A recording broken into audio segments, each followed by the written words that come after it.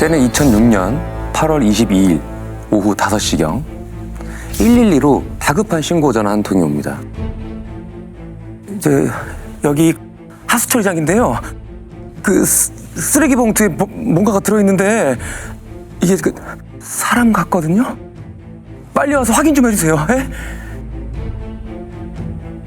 누가 어쩌다 발견한 거죠?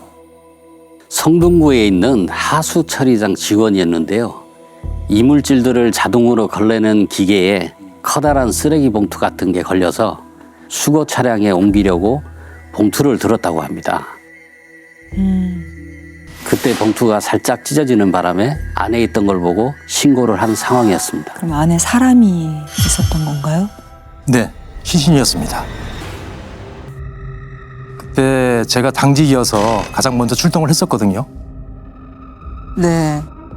봉투 크기가 얼핏 봐도 100리터 정도의 꽤 큰 쓰레기 봉투처럼 보였는데 오래돼서 그런지 인쇄된 글씨도 안 보이는 하얀 봉투였습니다.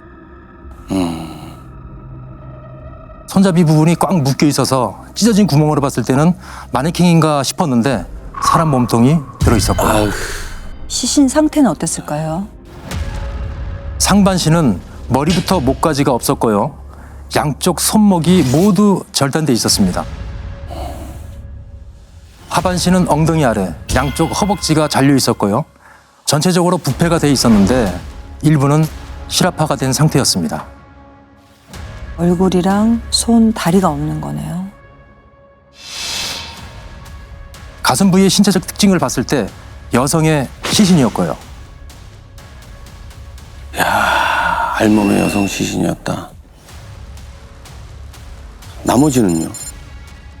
그래서 형사님들이 가장 먼저 서둘렀던 게 바로 남은 부분, 그 시체의 남은 부위를 찾는 일이었습니다. 그렇지. 이게 신원 파악을 하려면 찾아야 되잖아요. 손도 없으니까. 사실 저는 이제 이 사건 때 서울경찰청에 근무하면서 현장에 저도 출동을 했었는데요. 하수 처리장이라고 하는 것이 보통은 생활 하수잖아요. 그러니까 싱크대, 세면대, 화장실 이런 데에서 나오는 물들이에요. 이렇게 큰 봉투가 걸리는 일이 없어요. 그렇죠. 그래서 당시 수사팀과 이제 과학수사팀에서는 범인이 시체를 투입할 수 있을 만한 크기의 맨홀 뚜껑을 열고 거기에다 유기를 했을 것이다. 그래서 그게 이제 하수처리장까지 흘러내려왔다. 이렇게 추정을 했던 거죠. 아, 그러니까 맨홀을 열어서. 근데 이 맨홀 뚜껑도 굉장히 무거울 텐데요. 야, 그러면은 헌재하기 어려우면 단독 범행이 아닐 수도 있는 거잖아요. 서울 북부 지역에 10개 구의 생활하수가 다 이곳으로 오고요. 경기도 의정부까지 일부 연결돼 있었습니다. 시신을 넣을 수 있는 크기의 맨홀은 약 1353개로 주변 일대를 탐문하고 하수 처리장의 하청업체, 전 현직 종사자 모두 명단을 받아 확인도 해보고요.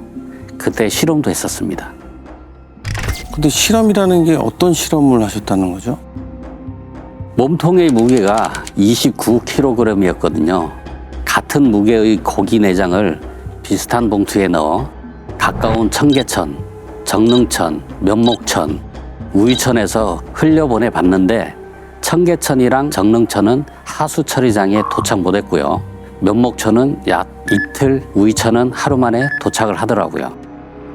근데 사망한 지 최소 한 달 정도 된 시신이었기 때문에 당시 폭우 때문에 물이 넘치지 않았다면 하수 처리장에서 발견되진 못했을 거라고 보고 청계천이랑 정릉천 쪽을 중심으로 집중 수사를 했었습니다. 그래서 찾으셨나요? 내시경 카메라까지 모두 동원해 봤지만 나머지 시신은 발견되지 않았습니다. 사인은 혹시 나왔나요? 사인이 나오지는 않았습니다. 등 허리 오른쪽에 자창이 4개 있긴 했는데 출혈이 없는 거로 봐서는 사후에 갈고리와 같은 날카로운 것에 찔렸던 것으로 보였고요. 전체적으로 절단면이 좀 일정하지 않았습니다. 대부분 칼이나 톱으로 잘랐을 것으로 추정이 됐는데 손목뼈는 마치 힘으로 꺾어 부러뜨린 모양이었습니다. 신원을 추정할 만한 다른 건 없었고요. 정확하진 않았지만 3, 40대 여성으로 추정됐습니다. 피임 기구인 루프가 나왔고요. 출산을 한 경험도 있는 데다 관절에 퇴행이 이미 진행된 상태였습니다. 특이한 건 피해자가 좀 독특한 혈액형이었습니다. 독특한 혈액형? 그리고 독특한 혈액형이라는 게 뭔가요? 그런 게 있나요? 시스 AB형으로 나왔습니다. 에? 네, 저도 AB형인데 시스는 아니거든요. 저는 시스는 뭐예요? 시스는 이제 돌연변이 혈액형이라고 표현을 하는데 그런 게 있어요? 네, 이게 시스라는 말은 이제 프랑스어인데 한쪽에 있다 이런 의미의 시스예요. 부모로부터 한쪽 유전자만 받은 경우라는 거죠. 예를 들면 아버지가 뭐 O형이다. 그리고 어머니가 A형이면 보통 자녀가 O형 아니면 A형만 나오잖아요. 네. 그런데 이 아버지의 것을 안 받고 어머니의 A형 유전자의 그 외조모부의 영향으로 일부가 B형 유전자로 변형됐을 경우에는 AB형이 나올 수 있다는 거예요. 야, 그때 우린 몰랐지. 야, 그런 경우가 있어요? 만약에 정확하게 확인이 안 되면 이거 친자가 맞냐 아니냐 그렇죠. 뭐 문제가 생길 수 큰 오해가 있는. 생기죠. 네. 특이한 혈액형이니까 뭔가 찾을 수 있지 않았을까요? 저희도 찾을 수 있을 거라고 보고 국립혈의원에 헌혈을 했던 사람들 중에 시스 AB형인 미귀가자들을 확인했지만 피해자나 그 가족들조차 찾을 수가 없었습니다. 없었어요? 혹시 루프 아까 말씀하셨잖아요. 예전에 성형 수술한 그 흔적으로 병원을 찾아가가지고 백골 시신도 신원을 밝힌 적이 있었잖아요. 그렇죠. 물론 루프 제조업체와 시술을 진행한 병원들을 싹 다 확인해 봤는데 소득은 없었고요. 약 1년 정도 기간을 잡고 하수가 유입되는 지역의 미귀가자 중 30, 40대 여성이 약 1000명 정도 돼서 그때까지 집에 돌아오지 않은 분들을 조사했었습니다.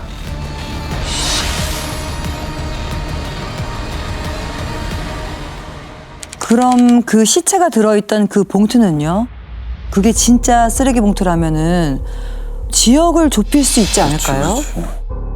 당연하죠. 저희도 작은 희망을 걸고 지워진 글씨가 있는지 복원해 보려고 국가수에 정밀 감정을 맡겼는데 아무것도 나오질 않았습니다. 국가수에서 재질이랑 성분을 분석해서 저희가 제조 공장들로부터 판매처들까지 수십 곳을 방문했지만 모두 허탕이었고요. 조금이라도 단서가 될 만한 게 나오면은 매일 탐문하기를 반복했었는데요. 그러다가 저희 모두가 한번 크게 놀란 적이 있었습니다. 무슨 일이 벌어졌길래? 시신이 발견되기 7개월 전이죠. 2006년 1월에 천안에서 여성으로 추정되는 토막 시신이 발견돼 해당 서에서 조사 중이었는데요. 머리랑 허벅지, 종아리, 발목이 50m짜리 흰색 쓰레기 종량제 봉투에 담겨 있었던 사건이었고요. 에? 발견이 됐던 장소도 쓰레기장인 겁니다. 야, 몸통만 없는 거잖아요, 지금 그러면. 그것도 쓰레기장에서 발견됐다가 그러면 7개월 전. 그것도 서울하고 천안을 돌아다니면서 시신을 유기했다는 얘기인가?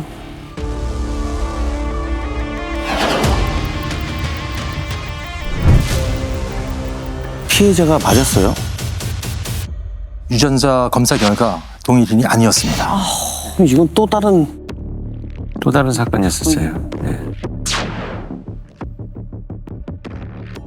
그렇게 토막난 여인의 신원을 찾기 위해서 정말 형사님들은 쉬는 날도 없이 장장 8개월 동안 이 사건에 매달렸습니다.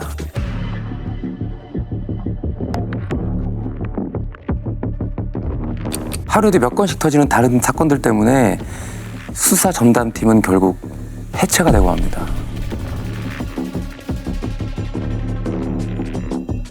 그런데 이게 어떻게 된 일일까요? 2년이 지난 2008년 어느 날 과장님의 한마디에 이 두 형사님은 머리가 삐죽하고 섭니다. 피해자 가족이 확인됐다 하시는 겁니다. 누구라고 얘기도 안 하셨는데 그 말을 듣는 순간 하수 처리장에서 발견된 시신이 딱 떠오르더라고요. 머릿속에 항상 이 사건이 계속 남아 있었는데 그 순간 형님이랑 야, 이제 드디어 범인을 잡을 수 있겠다. 실마리가 탁 풀리는 것 같았습니다. 근데 갑자기 어떻게 가족을 찾았던 거예요? 2007년 크리스마스에 안양에서 초등학생 납치 사건이 발생하면서 2008년 전국의 실종 전담팀이 꾸려졌습니다. 그때 가출인의 가족들 DNA를 채취했는데 그중에 피해자와 일치하는 분이 계셨던 겁니다. 그게 거의 2년 만인 2008년 7월 10일이었고요. 딱 2년 만이네요. 근데 그때 가출인들도 다 탐문했지 않았나요? 피해자는 누구였는데요? 중랑구에 살던 40대 초반의 여성이었습니다. 가출 신고는 남편이 직접 한 걸로 확인됐고요. 저희가 한창 그 탐문을 하고 다녔을 때 남편은 연락이 닿질 않았던 상황이었습니다. 실종 전담팀에서는 가출인의 어머니와 DNA를 맞춰봤던 거죠. 2006년 그의 어버이날 무렵에 딸을 만난 게 마지막이었다고 하셨습니다. 2006년 5월이면은 시신이 발견되기 3달 전이네요. 네, 가출한 사실도 사이를 통해 들었다고 했고요. 사이가 그동안 딸을 찾아다녔다고 했습니다. 그럼 가출 신고는 언제 들어와 있었던 거예요? 신고 기록을 보니 어머님이 마지막으로 만난 지 얼마 지나지 않았더라고요. 2006년 5월 23일이었습니다. 집을 나간 건 4일 전인 19일 밤 10시경이었고요. 평소처럼 헬스장에 운동을 하러 간다고 했는데 집에 들어오지 않아서 다음날 확인해 보니 아내의 속옷이랑 양말, 목걸이와 반지가 사라져 있었다고 했고요. 현금 50만 원도 가져간 것 같다고 돼 있었습니다. 전체적으로 어떤 문제로 큰 갈등이 있었다 이런 얘기들은 없었는데요. 저희가 눈여겨봤던 건 결혼한 지 2년 정도 됐다는 거 했는데 결혼 직전에 아내에게 전 남편과 자식들이 있다는 사실을 알게 됐다는 부분이었습니다. 접수를 받은 경찰도 아내에게 혹시 다른 남자가 있었는지에 대해 물었는데 잘 모르겠다고 하면서 같이 운영하던 가게를 3시간씩 비우는 일이 잦아서 아내와 다툰 적이 몇 번 있었다고 기록돼 있었습니다. 남편은 만나보셨던 거죠? 만날 수가 없었습니다. 에? 남편의 명의로 된 휴대전화가 정지된 상태였거든요. 전화가 정지돼 있다고요? 그럼 어머님은 사이랑 언제부터 연락이 안 된 거예요?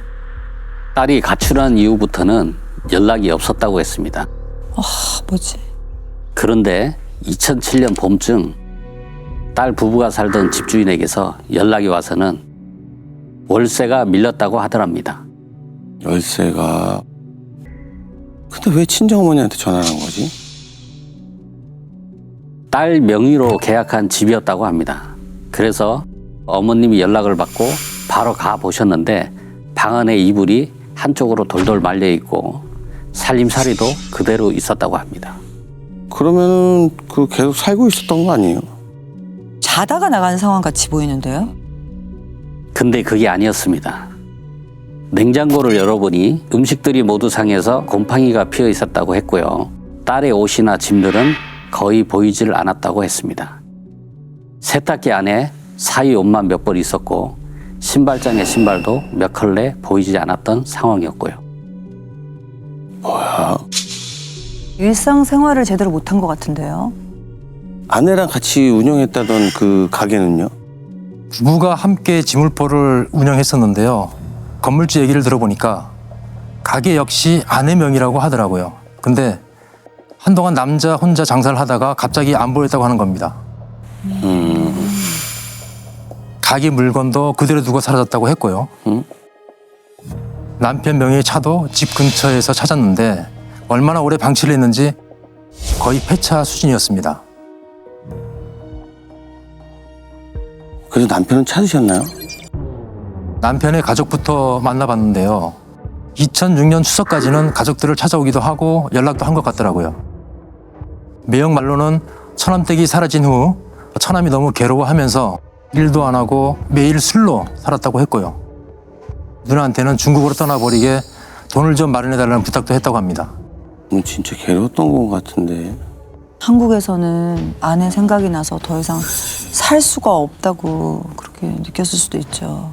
그런데 이게 무슨 말일까요? 그 형사님들이 남편의 그 친구들을 수소문해서 만나봤는데요.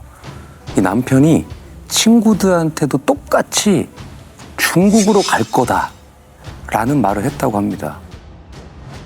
근데 거기에서 덧붙인 말이 왠지 형사님들 귀에 꽂혔다고 합니다. 나 아무래도 중국에 가야겠어. 집에 있는 게 무서워. 잠수를 타야겠어. 이러고 연락이 뚝 끊깁니다.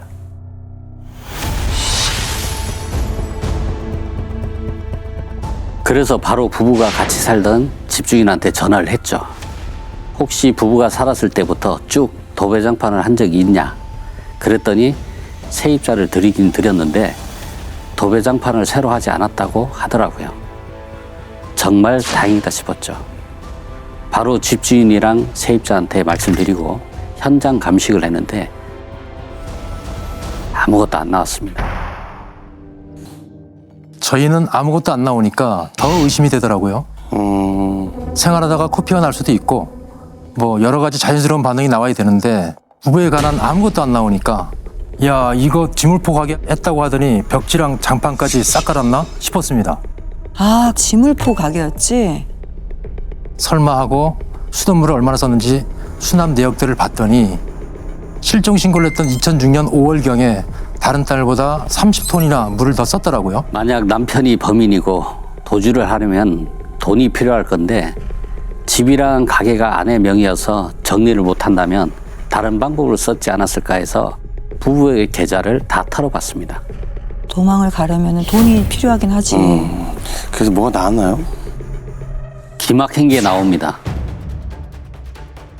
아내가 가출을 했다고 했던 19일, 바로 하루 전 18일에 아내 계좌로 640만 원이 입금된 게 있었는데요. 그로부터 일주일 정도 지났을 무렵 4일간 이 돈이 거의 모두 빠져나갔더라고요. 그중에 수표를 추적해보니 이게 남편의 통장에 들어가 있었습니다. 수표로 인출한 돈이 남편의 통장으로. 중국으로 간 건 아니겠죠? 출국 기록을 봤더니 기록이 없습니다. 그 형사님들 속으로 외칩니다. 됐다. 이건 도관에 든 쥐다. 그럼 국내에 있었네. 뭔가 찾으신 모양인데? 자, 그럼 지금부터 아내를 토막살인한 이 남편을 이 씨라고 부르도록 하겠습니다.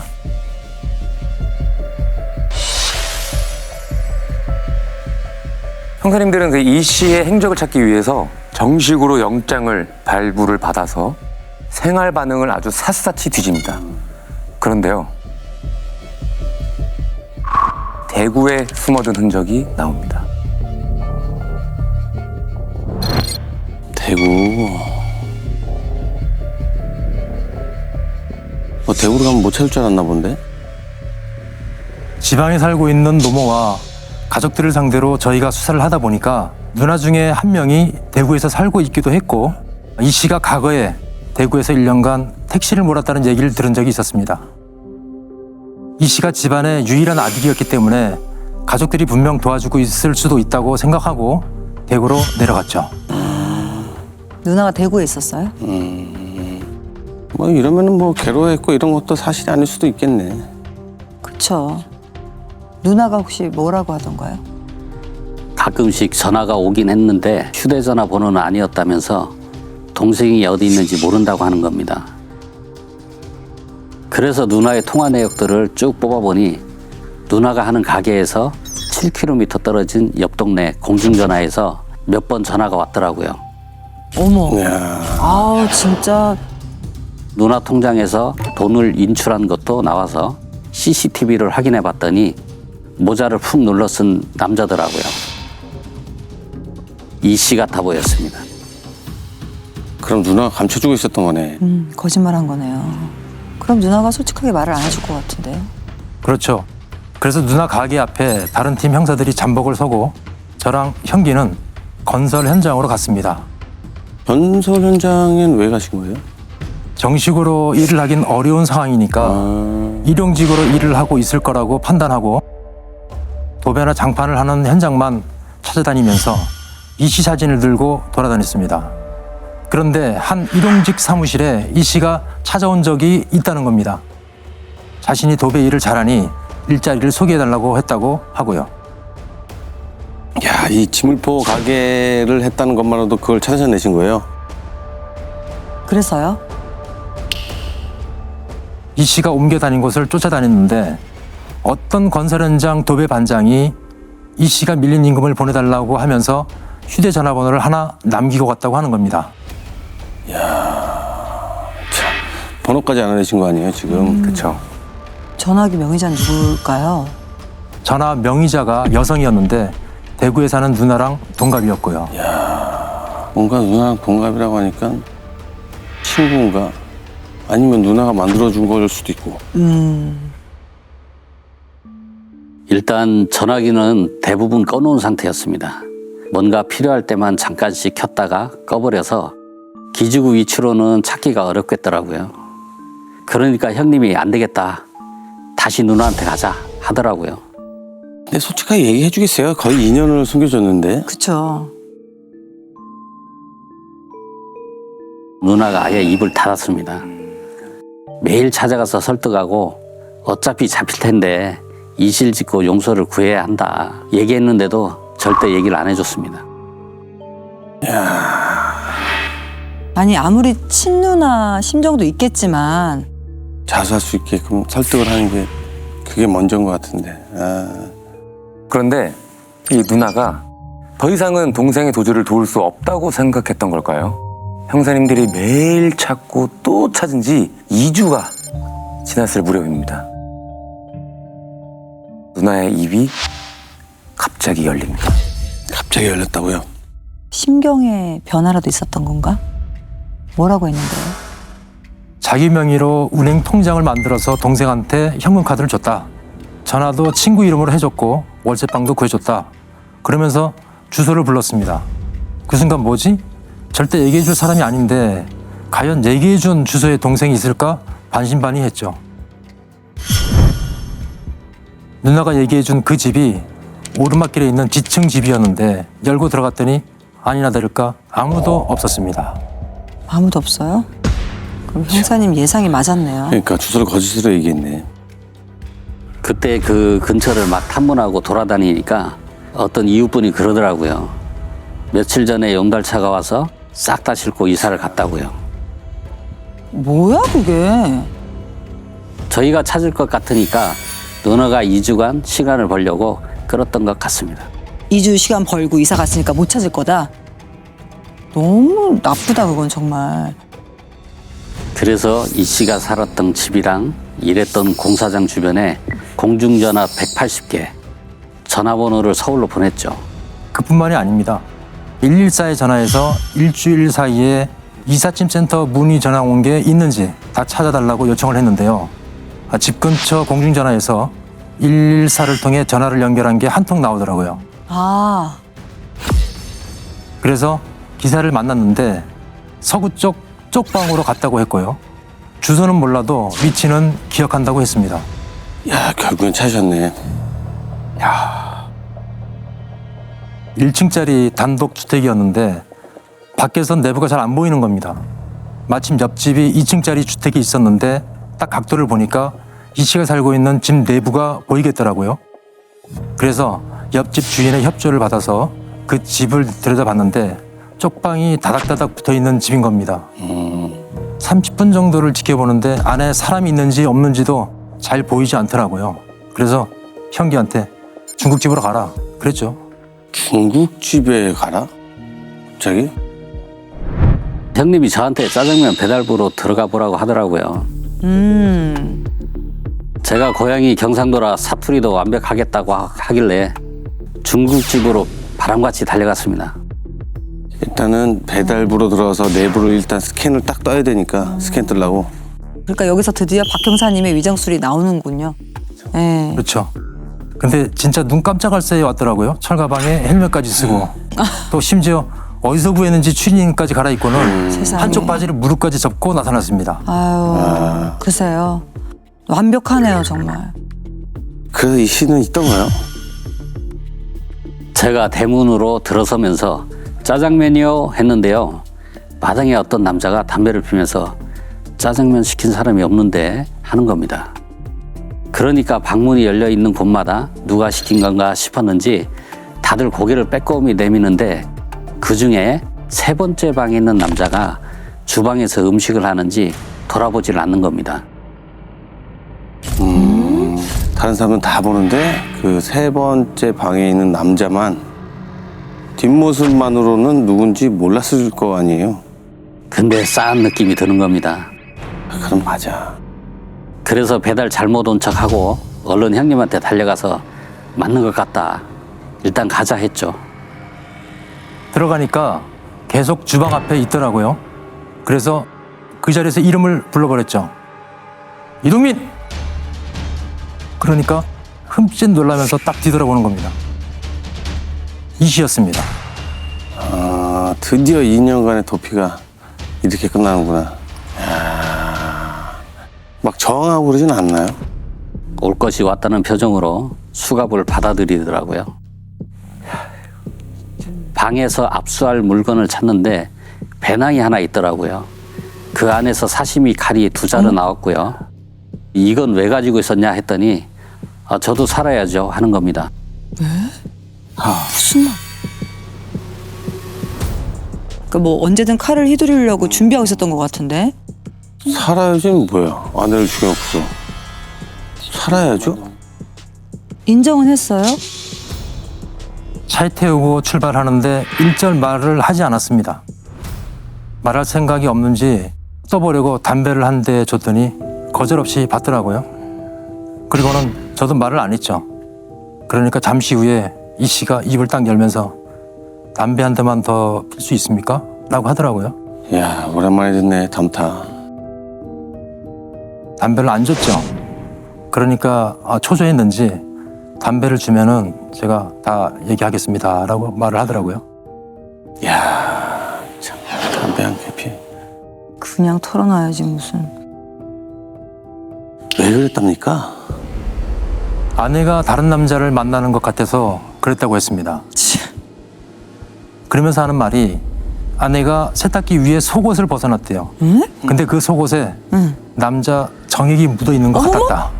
이렇게 말합니다. 아, 그러니까 자기가 직접 뭐 어떤 그런 현장을 목격한 것도 아니고 그냥 뭐 확실한 게 아무것도 없는 거잖아요. 그러니까. 네. 의처증이 있는 것 같이 보이는데 바람 피는 것 같다 해서 사람을 죽였다고? 가출 신고할 때도 3시간씩 가게를 비웠다고 한 게 외도를 의심했던 거였습니다. 그것 때문에 아내가 정신과 치료를 하라고 했다고 했고요. 급기야 이혼까지 요구했다고 합니다. 자기가 이혼은 안 된다고 했더니 가방에 짐을 싸면서 나가라고 해서 아내를 미쳤다고 했고요. 쓰러진 아내 위에 올라가서 목을 잡았는데 아내가 반항도 안 하고 자기를 쳐다보는데 그 눈빛이 할 수 있으면 해보라는 식으로 보였답니다. 그래서 내가 못할 것 같느냐는 심정으로 목을 한참 잡고 있었는데 정신을 차려보니까 죽어 있더라. 이렇게 주장합니다. 살다 살다 목을 잡고 있었는데 죽었다는 얘기 처음 들어요. 아내 눈빛이 해볼 수 있으면 해봐라 이렇게 느껴져서. 그래서 정신 차리고 같이 살던 아내를 좀 토막을 냈다는 거 아니에요? 자기 말로는 맥주 5캔을 마시고 훼손했다고 했는데 그건 뭐 확인되지도 않는 주장일 뿐이고요. 도배 작업을 할 때 쓰던 칼로 토막을 내다가 손목이랑 다리뼈는 힘으로 꺾어서 버렸다고 했습니다. 너무 잔인하다. 정말 너무 잔인하다. 너무 잔인하네. 근데 진짜 아내 외도가 있었던 건 아니죠. 저희가 이 부부의 주변을 탐문했을 때 이 씨가 피해자의 외도를 늘 의심했다고 했습니다. 술 마시고 피해자를 폭행한 적도 있었다고 했는데 모두가 하나같이 사망한 아내는 그럴 사람이 아니라고 했습니다. 그리고 기가 막힌 건요. 이 씨는 아내가 피임을 한 것도 외도 때문이라고 생각을 하고 있었대요. 어머. 아내의 가장 친한 친구 말로는 20년 전 전 남편한테도 가정폭력을 당하다가 아이들과 헤어질 수밖에 없었던 것 때문에 평생을 가시처럼 이 과거를 품고 살았다고 합니다. 그래서 두 번 다시는 그런 일이 없어야 했다고 늘 얘기하고 다녔다고 해요. 그 가정 폭력 때문에 아이랑도 다 헤어지고. 재혼했는데 의처증에 가정 폭력이 또 있었구나. 너무너무 안타깝네요. 재판 결과는요? 징역 15년을 받았습니다. 왜? 일시적인 문제가 아니라 편집증적인 증상이 굉장히 심했을 것으로 보여지거든요. 아마도 그걸로 이제 심신미약이 있었다라고 어느 정도 수용이 되지 않았는가 추정이 되죠. 혹시 나머지 시신은 찾았을까요? 현장 검증이 끝나고 이 씨가 유기한 곳을 모두 확인해 봤지만 끝내 발견하지 못했습니다. 아직도 그것만 생각하면 마음이 무겁습니다.